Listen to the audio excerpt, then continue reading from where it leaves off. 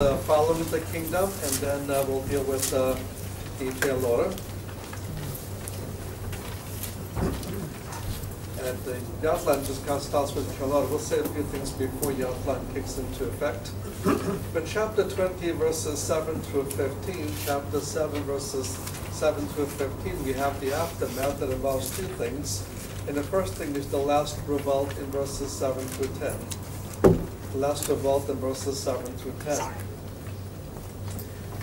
As I mentioned, the abyss is always a temporary place of confinement for fallen angels or demons. It's temporary for Satan as well.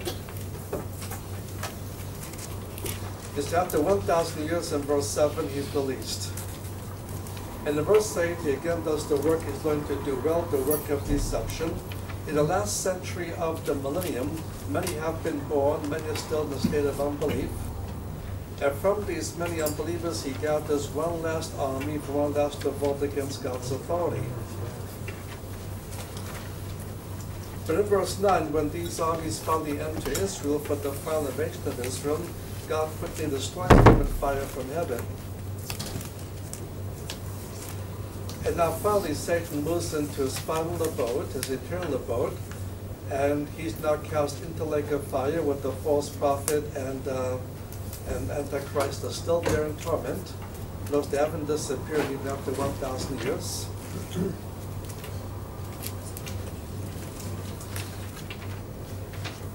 So at that point, the whole count of the Trinity is now in the lake of fire, to now be joined by others.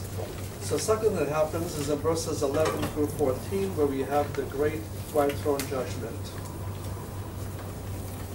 In verse 11, we're introduced to the judge, but he's not named. I saw a great white throne, and him that sat upon it, from whose face the earth and the heavens fled away. According to John chapter 5, verse 22, John 5:22, the final judgment of all men is given to the Son. So based upon John 5:22, the throne sitter here would be the Messiah himself.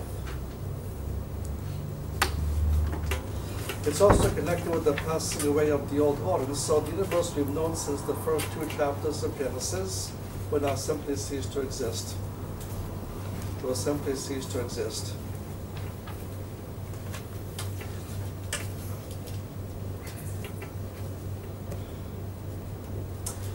And then we'll deal with the judgment itself of verse 12. The judgment will be applied to all unbelievers of all time. From the days of Adam onward, the end of human history, the end of the kingdom, all unbelievers and only unbelievers will stand before this judgment. The purpose of this judgment is not to determine who is saved or isn't. For the believer, once you're reborn again, once you're regenerated, your destiny is already guaranteed in the New Jerusalem. And anyone dying unsaved, that's determined upon death. The purpose of this judgment is not determine who is saved and who isn't, but the purpose of this judgment is determine degree of punishment. All unbelievers indeed end up in the lake of fire, but not all suffer the same degree of punishment, the same degree of torment. So Matthew chapter 11, verses 20 to 24, Matthew 11, 20 to 24, he points out be more tolerable for some than for others. He draws a contrast from the cities of Bethsaida, Chorazin, and Capernaum. These three cities saw the majority of the miracles they performed. Therefore, they held to greater accountability. So he says it'll be more tolerable for Sodom and Gomorrah than for those three cities. Also, Luke chapter 12, verses 47-48. Luke 12, verses 47-48. Some are beaten with few stripes, some are beaten with many stripes. All suffer stripes, but some suffer stripes more than others. Another key passage is John 19, verse 11. John 19, verse 11, the contrast between greater and lesser sin. How many people say all sin is equal before God? That's not true either. Certain sins are more accountable. In the Mosaic Law, for example, there were sins that merely a sacrifice would be sufficient.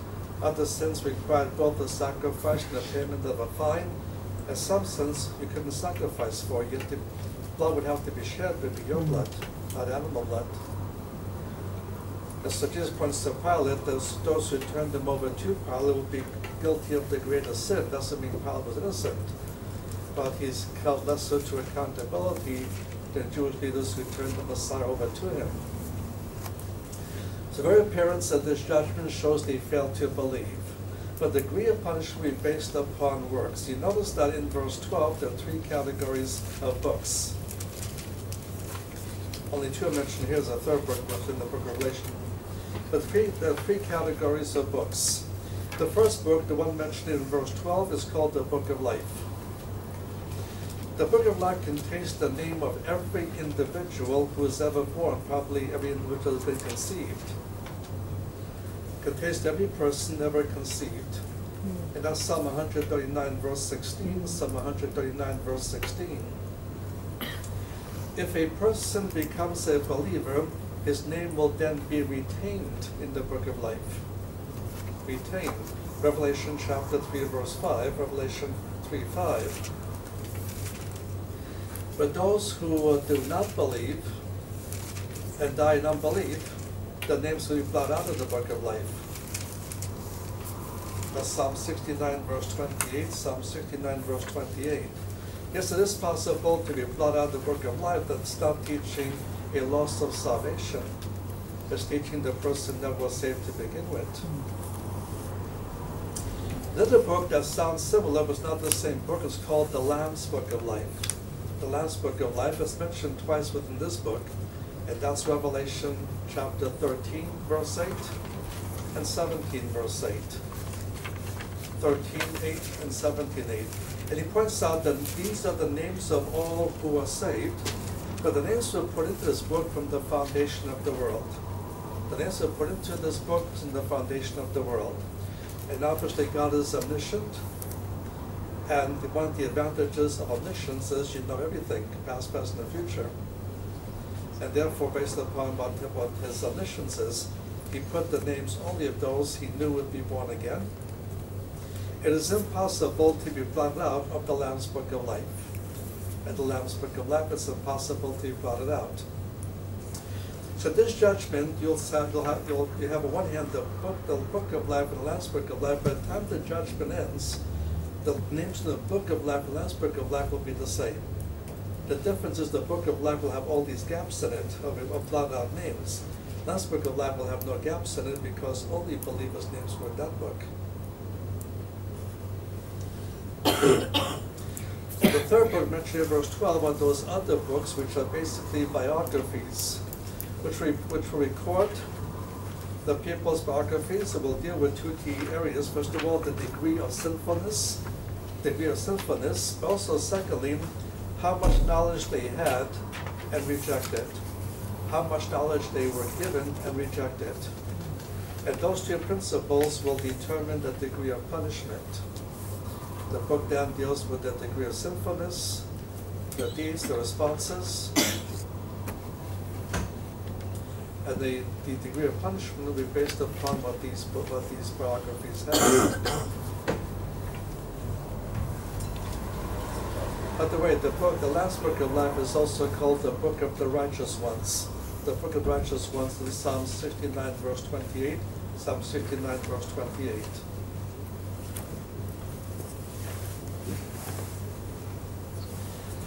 Now, because this universe will be done away with, that requires in verse 13 the second resurrection. The term first resurrection and second resurrection refers to two different categories. The first resurrection is believers only, second resurrection, unbelievers only. The first resurrection of believers only, undergoes several stages. The first stage is already fulfilled, the resurrection of the Messiah. So 1 Corinthians 15, verses 20 to 23, 1 Corinthians 15, 20 to 23, the resurrection of Jesus makes him the first fruits of the first resurrection. And that's already fulfilled. The second stage will be the rapture of the church. The third stage will be the resurrection of the two witnesses in the middle of tribulation. The fourth stage will be the resurrection of the Old Testament saints. And the fifth stage will be the resurrection of the tribulation saints. And that's why Revelation chapter 12, verse 4 through 6. Revelation 20, verses 4 through 6 states, the resurrection of the tribulation saints will complete the first resurrection. No one else is resurrected for 1,000 years, but that is only the resurrection of unbelievers. And the second resurrection undergoes two separate stages. And the first stage happens before the millennium, the resurrection of the Antichrist that we saw in the last hour. The resurrection of the Antichrist. So he fulfills the counterfeit motif one step beyond what he wanted to. Just as the resurrection of the true Son was the first fruits of the first resurrection, the resurrection of the counterfeit Son will be the first fruits of the second resurrection. And there'll be a 1,000-year gap between his resurrection and the resurrection of everybody else.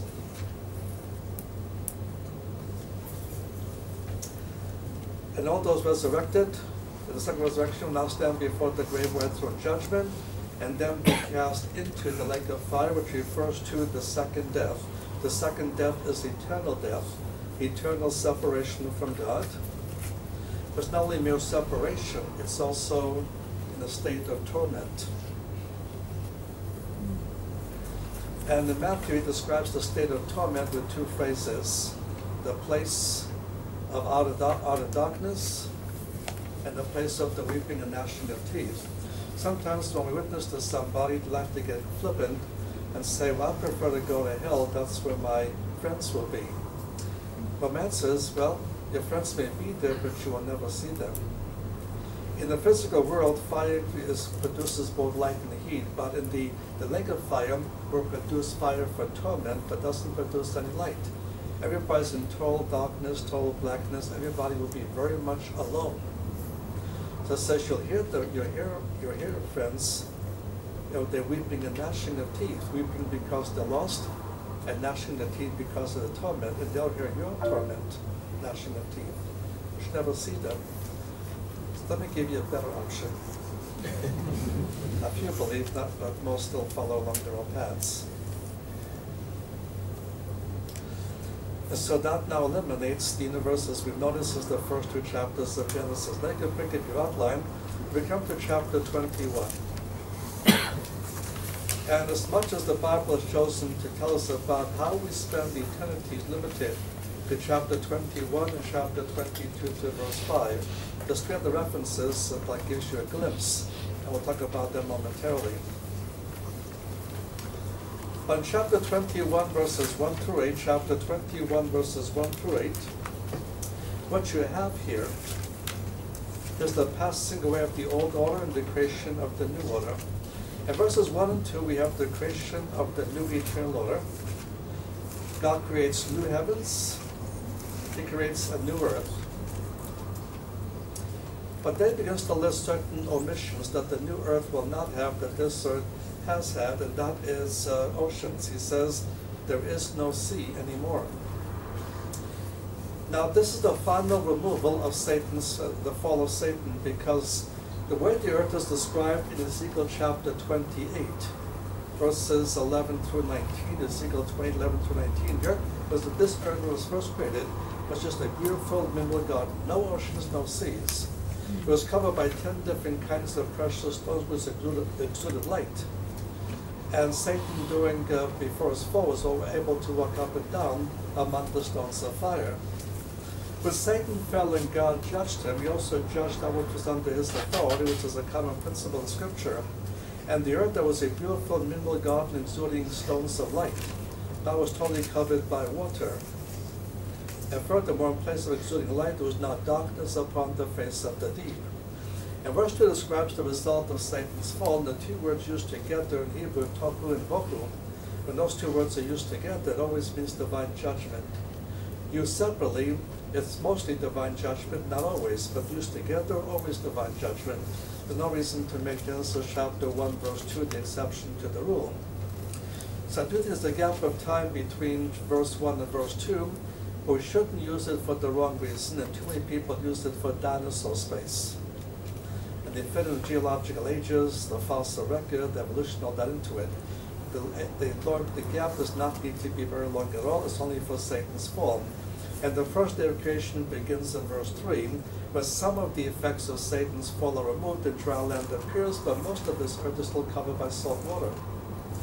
And the full effects of Satan's fall will not be removed till this new earth is created. He says, notice, the sea is no more. At that point, the full effects of Satan are removed. So while the new heaven, the heavens need a new creation, just needs to be newly created, not so the new Jerusalem. It already exists up in the third heaven. And notice now it comes down upon the new earth. This is verse 2. It comes down upon the new earth, adorned with the beauty of a bride adorned for her husband.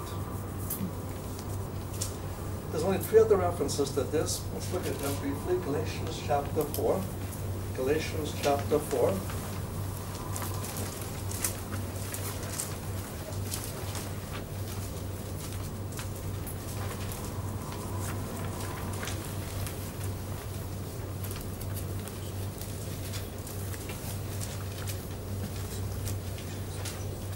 Galatians 4, verse 26. But the Jerusalem that is above is free, which is our mother. And the contrast he makes is that the earthly Jerusalem is under bondage, then under Roman bondage, but the heavenly Jerusalem has never been and never will be under bondage.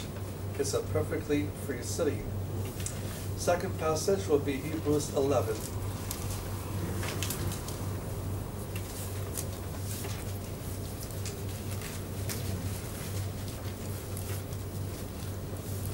Hebrews 11 verse 9, Hebrews 11 verse 9.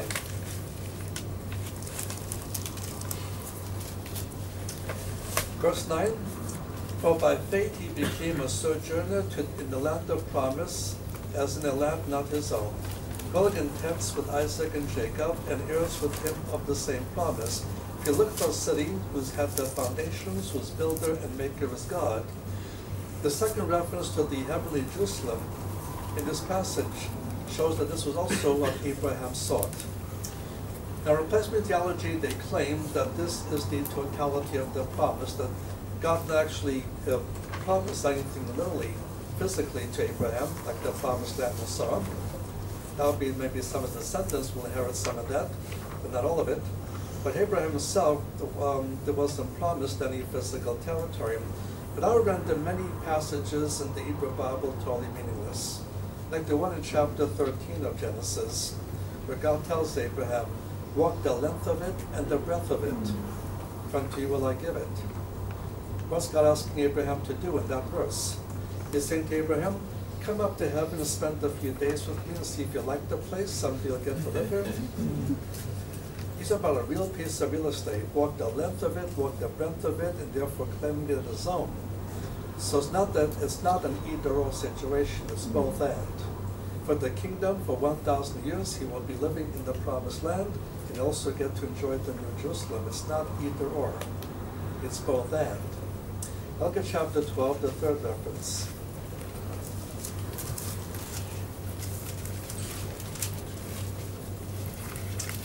Verse 22, chapter 12, verse 22. When you come into Mount Zion and the still living God, the heavenly Jerusalem, and it is to list the inhabitants of the heavenly Jerusalem. First of all, in verse 22, innumerable hosts of angels. And these are angels that did not fall. Only one of the angels fell, 2/3 did not. And Satan and those who did not fall with Satan, well, this is their home. Then moving into verse 23, the second group, the general assembly and the church of the firstborn are rolled in heaven. And that's the home of the church saints. The church saints. Third resident, the God, the judge of all, that is God the Father. Then the fourth group, notice, to the spirits of just men made perfect. There's a second group of saints here. And the spirits of just men made perfect refers to the Old Testament saints. Spirits of just men, they were justified when they believed. Like Abraham in Genesis 15, verse 6. Genesis 15:6, Abraham believed God, he was looking in for righteousness. They were justified when they believed, but they were not perfected until Jesus died, because the sins were not removed until the Messiah died. He made that point early in this book in Hebrews chapter 9, verse 15. Hebrews 9:15. You also see it in Romans chapter 3, verse 25. Romans chapter 3, verse 25. Now back to our section of Revelation chapter 21. So outside those three other references, some detail, not a lot of detail. I left out one resident. That's the Son is there, and the blood of the Son is there. It doesn't mention the Spirit. It's not a total list. It doesn't mention the Spirit, but Spirit will be mentioned in this passage here. Now, verses 3 and 4, we have the first declaration from the one sitting upon the throne. The declaration has 2 points. Number 1, the habitation of God is now with humanity. The habitation of God is now with humanity. And secondly, there will now be the removal of all of the effects of Adam's curse. The removal of the effects of Adam's curse, and that Adam's curse is found in Genesis 3, verses 16 to 19. Genesis 3, 16 to 19. Notice he mentions no more tears or death or mourning or crying or pain. These are 5 products of Adam's fall, and now they are removed. They won't exist in eternal order. Then in verses 5 to 8, he makes a second declaration from the one on the throne, focusing on the works of God. He makes 4 statements. First of all, in verse 5, a declaration of the new eternal order. Secondly, in verse 6, the provision of the fountains of the water of life, spiritual life, eternal life, salvation life. Thirdly, in verse 7, the inheritance of the believer will be this eternal new order about to be described. And then in verse 8, the inheritance of the unbeliever, which should be the second death in the lake of fire. The second death in the lake of fire.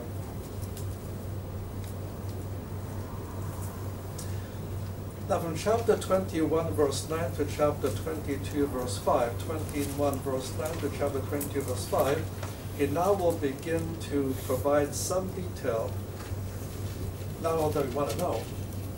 A lot of our questions we want to know won't be answered here. But it shows what Paul says in 1 Corinthians chapter 2, 1 Corinthians chapter 2, I have not seen, ear have not heard, nor has it entered the mind of men what God has in store for them. So many things will be revealed to us when we finally get there. He's given us a small glimpse. So what should we learn? Should we start taking harp lessons maybe to be ready for the eternal order? Well, no harps are mentioned. But verses 9 and 10, he's told he'll be given a revelation of the establishment of the city. Verse 9, he's promised to be shown more about the bride of the Messiah. It's the 4th book of Revelation. That probably didn't cover yet, we'll cover it now.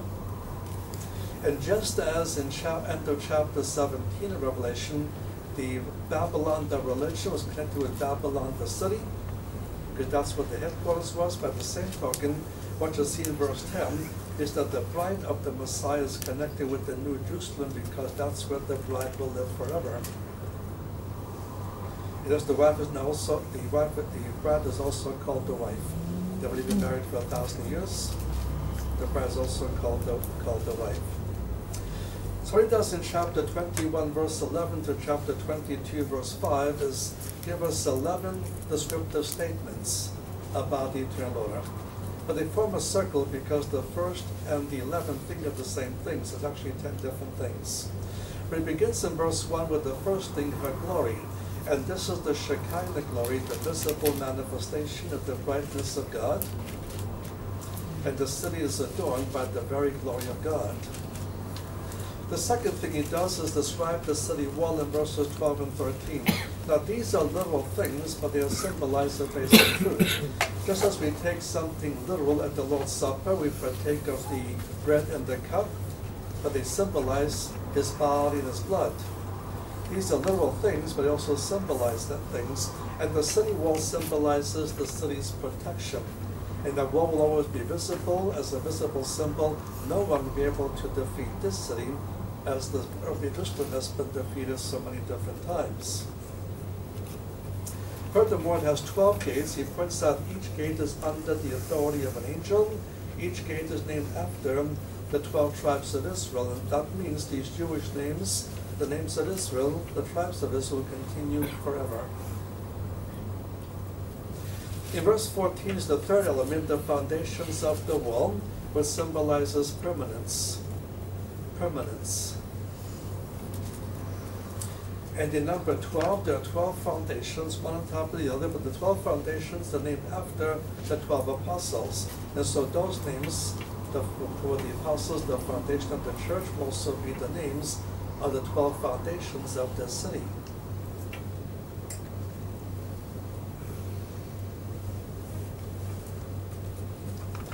The fourth element is in verses 15 through 17. It provides the measurements of the city, which symbolize spaciousness.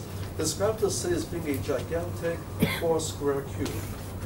You could take a gigantic 4-square cube. It measures 1,500 miles on each side, 1,500 miles wide, long, and high. And the walls surrounding it will be 216 feet high. The fifth thing is the composition of the city in verses 18 through 21. The composition of the city. The wall is made of jasper, and the cube city is made of transparent gold, see-through gold. And it's a different kind of gold than we know here on earth. And then he goes on to list what the 12 foundations are made of. Each of these have a dominant color. So I will give you the main color of these stones. The first foundation is jasper, and jasper is green. Jasper is green. Second stone is sapphire, and sapphire is blue. Sapphire is blue. The third stone is chalcedony. Chalcedony is a greenish color, greenish. The fourth foundation is an emerald, also green. Emerald green. The fifth foundation is made of sardonyx. That's a mixture of red and white. A mixture of red and white. The sixth one is the sardius, which is a fiery red. A fiery red. The seventh one is chrysolite, and the chrysolite is a golden yellow. A golden yellow. Number 8 is beryl, and beryl is aqua green. Aqua green. Number 9 is topaz, and topaz is a greenish yellow. Greenish yellow. Number 10, the 10th foundation is chrysoprasus. That's a golden green. A golden green. Number 11 is jacinth, and jacinth is a violet color. Violet. The 12th foundation is amethyst. That would be purple. Amethyst is purple. So notice the dominant color in these 12 foundations is green. That's the dominant color. It's green. My conclusion then is there'll be a very strong Irish influence. Be sure now.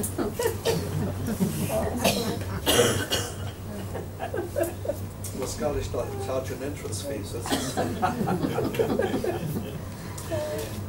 and we mentioned 12 gates earlier. We were told each gate is made of one gigantic singular pearl.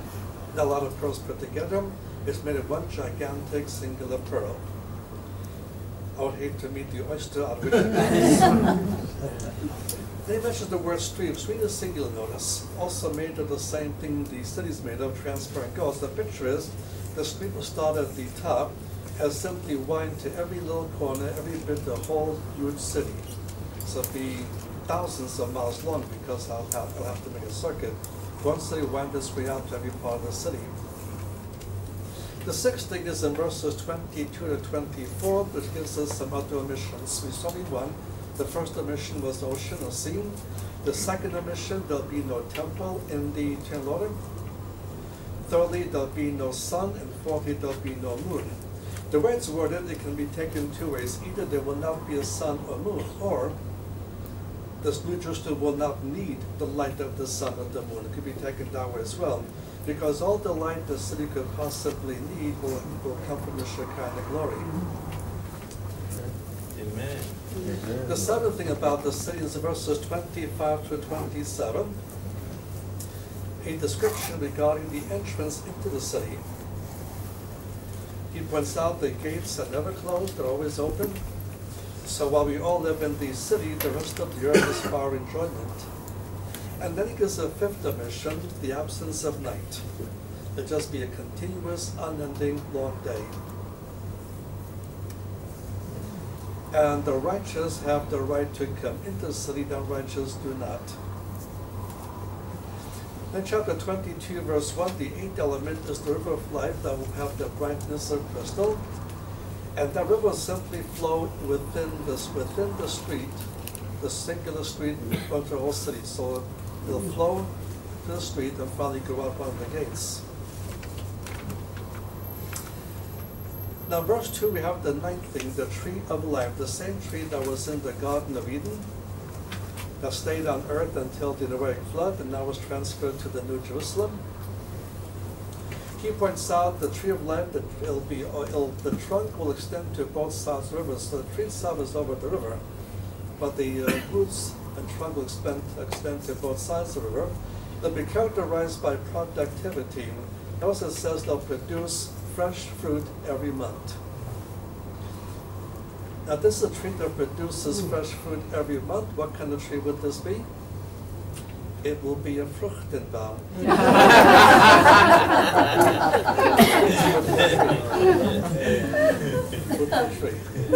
There's the mention of month. That shows there will be a dating system of some kind. There will be a sequential events of some kind. It can't be the present system because our present dating system is based upon the Earth revolving around the sun, the moon revolving around the Earth, and so on. And so there'll be some kind of a dating system. Maybe start date 221.34 if you're a Star Trek fan. But if there will be a dating system of some kind, there will be a sequence of events.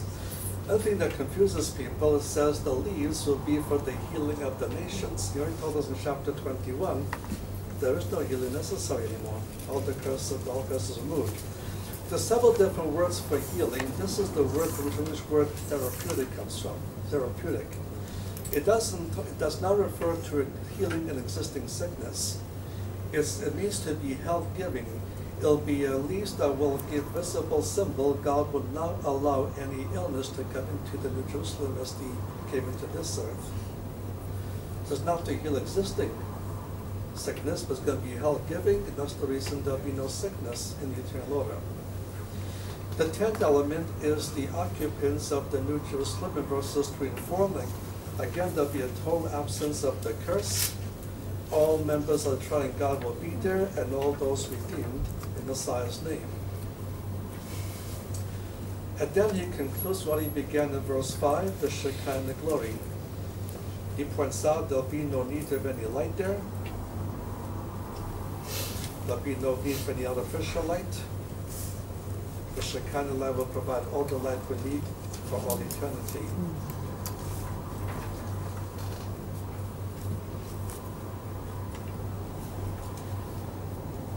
Let's skip down to verse 15. Verse 14. Verse 14. In verse 14, he describes it happens at New Jerusalem, which will be for all believers of all time. Thus that they that wash their robes, they may have right to come to the tree of life, come in by the gates of the city. And so we have access in and out of the gates. That will be the believers in New Jerusalem. I'm married to a Scotch-Irish girl. I don't know if that helps me here or not, but she's Scotch-Irish. And but she's a fanatical cat lover. This is our home. You'll see in all the walls pictures of cats everywhere, and kittens. She has little statuettes of cats and kittens all over the house. I'm sometimes worried when I'm home, she actually bows down to these images. And she believes that all cats go to heaven. Her evidence is verse 15, without other dogs. Verse 15 describes the people like a fight. She says, well, the dogs go there, but not cats. That's her theology because she's fanatically in love with cats. And now marriage, who has many as 7 cats at a time. To her MS, she can't take care of them anymore. The cats passed away in the past. She would replace them with a kitten. She can't take care of them anymore because she suffers from MS. So for the last 5 years, for the first time in our lives, we were catless. And the whole married life was with cats. And I come home on a trip, and the cats always slept in our bed. And when I'm not home, they took over my side of the bed. So I have to fight with them to have the right to sleep next to my wife. But the verse 15 describes the contrast. While the believers in the New Jerusalem, the unbelievers would be in the lake of fire forever and ever. So we have a great future to look forward to. Remember that the people who will make it there, but our responsibility is to share the gospel to the Jew first and also to the Greek, so as many as believe can put their future in the New Jerusalem. If you like these kinds of messianic studies, let me remind you to try to look at our webpage. It's on the bottom of your outline there. And there'll be different icons you can turn to. One of the icons you can press is the one that says, "Come and see."